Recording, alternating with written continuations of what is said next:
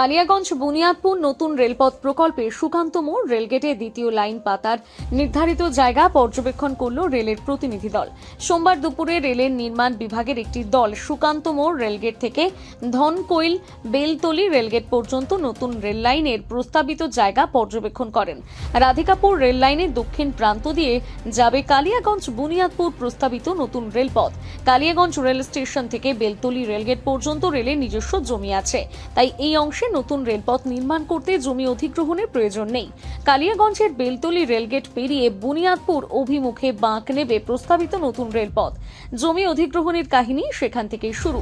রায়গঞ্জের সাংসদ কার্তিক পাল ও বালুরঘাটের সাংসদ তথা কেন্দ্রীয় প্রতিমন্ত্রী সুকান্ত মজুমদারের প্রচেষ্টায় জমি অধিগ্রহণ জটে ঠান্ডা ঘরে চলে যাওয়া কালিয়াগঞ্জ বুনিয়াদপুর নতুন রেলপথ প্রকল্প রূপায়ণে ফের উদ্যোগী হয়েছে রেল দপ্তর।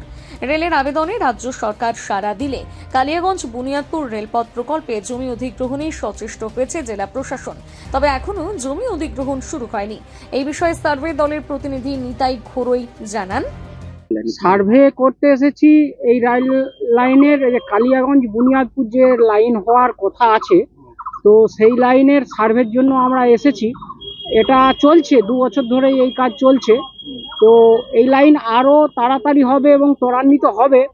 আমরা যেটা মনে করছি যে জমি জট, যে রাজ্য সরকার যে জমি অধিগ্রহণ করতে লেট করছে, সেটা যদি তাড়াতাড়ি করতে পারে তাহলে এর লাইন খুবই তাড়াতাড়ি হবে বলে আমরা মনে করছি।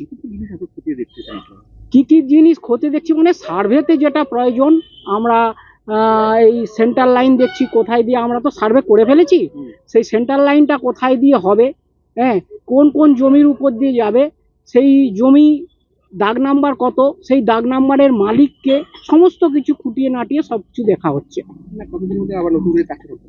কতদিনের মধ্যে হবে সেটা তো সঠিক বলা যাবে না। ওই যে বললাম আপনাকে যে জমি জট যতদিন না কাটবে, জমি সম্পূর্ণভাবে অধিগ্রহণ যতদিন না হবে, কাজ আরম্ভ হওয়া সম্ভব নয়।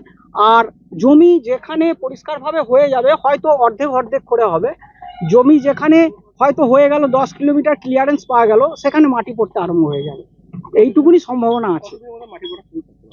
কতদিনের মধ্যে, ওই তো আপনাকে বললাম, কতদিনের মধ্যে হবে সঠিক কিছু বলা যাবে না।